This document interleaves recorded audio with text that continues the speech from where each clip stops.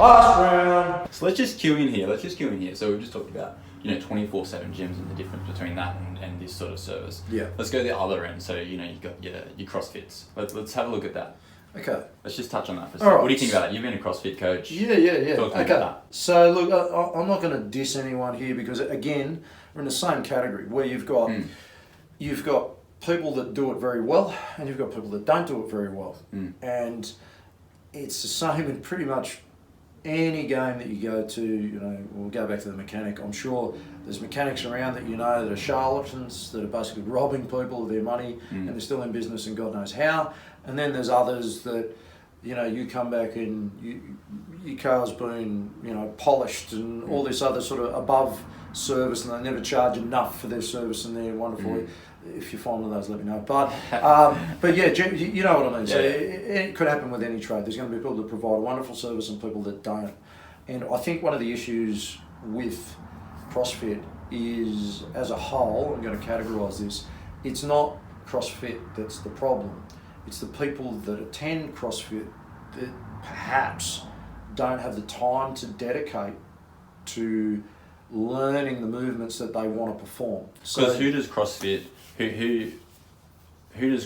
appeal to if you're a client? Who's going to CrossFit? Okay, so for me, if I look at it, competitive alpha athletes. Okay. Now they may be, they may be very good and very talented and very competent at what they do and willing to put in the time required to learn some of the complex movements, and then maintain the skill set and then apply it correctly and get some real benefit out of it.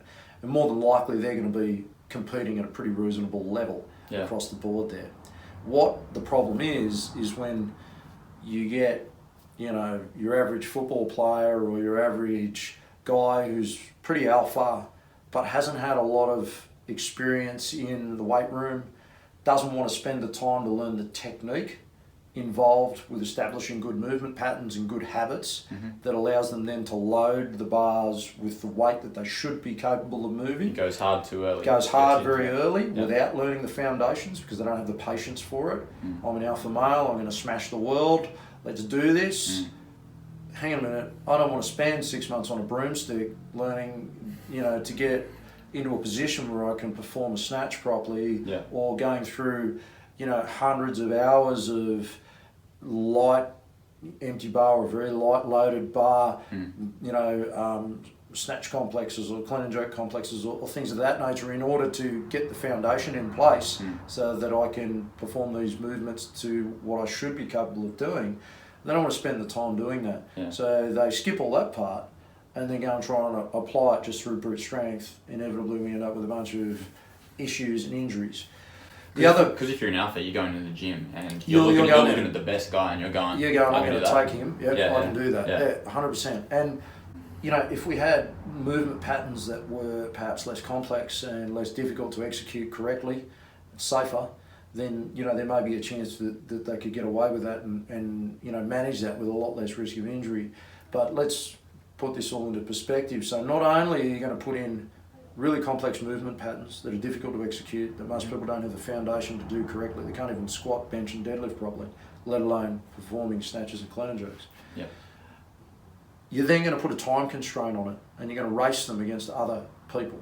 So any technique they did have is going to dissolve as they get fatigued. As they race against the clock, it's going to get looser and worse. And there's time pressure there. And they're alphas, they're not going to slow down. They don't want to slow down, man. They want to win. They're going to win, They're going to win. So they're going to be ultra competitive.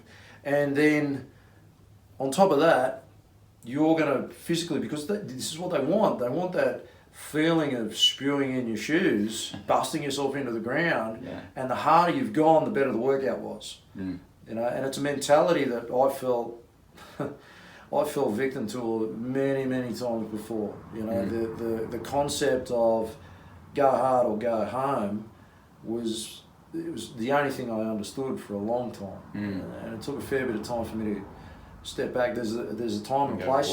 There's a time and a place for that. Don't get me wrong. I'm not shy on pushing the envelope, but it's done at the right time for the right purpose, with the end goal always in mind. Correct information and applying correctly. And with the end goal in mind. Okay, So you know, here's the thing. If you were to say to someone, okay, I'm coming in to do CrossFit, I'm coming in for a workout, say, all right, good, we're gonna do snatches for an hour with an empty bar, and we're gonna nail this technique, and we're gonna do that over and over again, you know, for the next, I don't know, 6 weeks. We're gonna spend 2 sessions a week, that's all we're gonna do. How long do you think a lot of these alphas would hang around for? I'm gonna guess not very long, because I've seen it before. They come in and I can move more than this. Oh, that wasn't much of a workout. Well, you're missing the point. What was the point of the workout? Was it to progress you or beat you into the ground? Yeah. And until you get that clear in your mind that the training is not a competition, and people, and once you make it competition, you can do that. By all means, you can get some value out of it. You can get some mental durability. You can get a bunch of qualities that are really good out of it.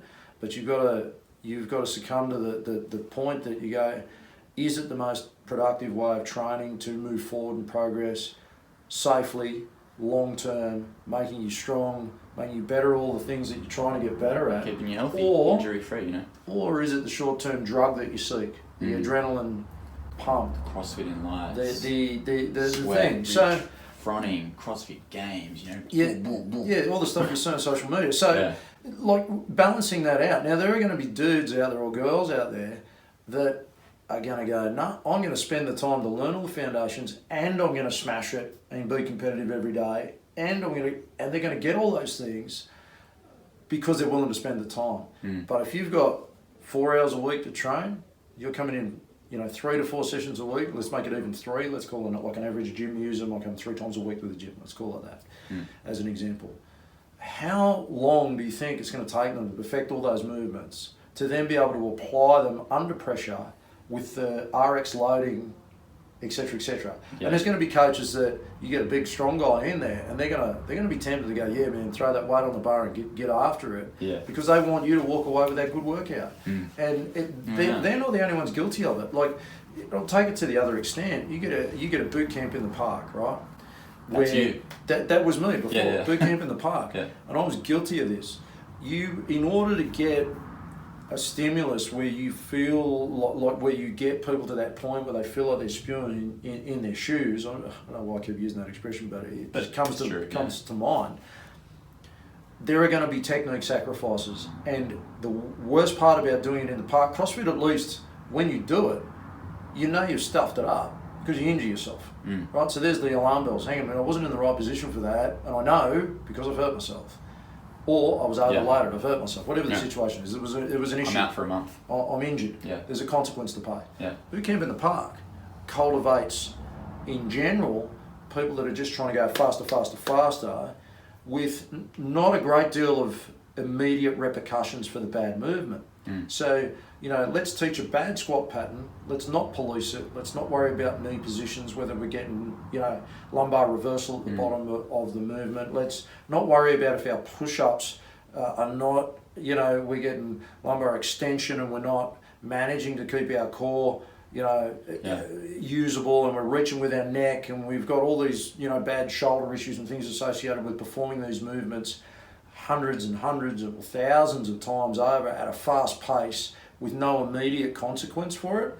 So that ends up with this slow eroding away of a whole bunch of things that lead to postural issues, etc., etc., etc. So and they don't come to notice that this is an issue until they come into a place like this, or until they go to CrossFit and they try and load something. Because let's just, how long were you doing that before you realised that this is wrong? Like, you know, like the boot camp thing, like... Yeah, so look... Touch on that for a sec. That's interesting. It's funny, I would never actually say that I ever thought it was wrong. What I would say is that you fall into the trap of not... I'm pretty anal about... It's like a trend, you know? Like weird, like... You fall into the trap of having to accommodate the people that are your clients. Yeah. So what you end up with is you go, all right, I'm fulfilling a need. People come in, they want to feel wasted when they walk away. Yeah. Now, short term, that gets you return clients, return business. Yeah. Okay, people walk back through the door. I got smashed. You should go to this guy. This is awesome. Yeah. Feel trapped. That's hardcore, man. Yeah, it's hardcore. You know, so I came out of like training people where I was training previously in the police, and the people from, you know, immediately when I left the police and then went over and started doing PT and the group training boot camp. the mentality of going hard was normal for me, so it was quite an easy thing to just bring across. The issue was that clientele that I was training were not the same people that I was training in there, No. and the repercussions for the guys in there doing something wrong was they would be moved out. You know, they could be moved out of the unit. They could be reprimanded. You know, whatever the case. There's consequences for it. Yeah. So the attention for them to perform things correctly, it was a far greater. There was a far greater price to pay for not getting it right. Right. Yeah. Okay. Then you move to civilian world. There's no price to pay for not getting it right. The coach yells at you if he sees fit. Yeah. You know, or whatever it is. But there's no financial consequence. There's no consequence to your where you work or your entire life if you start to ship people out of working in one office and they need to move back to wherever they came from before. They could have consequences on their travel, their daily routines, their entire life course to some extent. Right. So there's big consequences if that gets changed.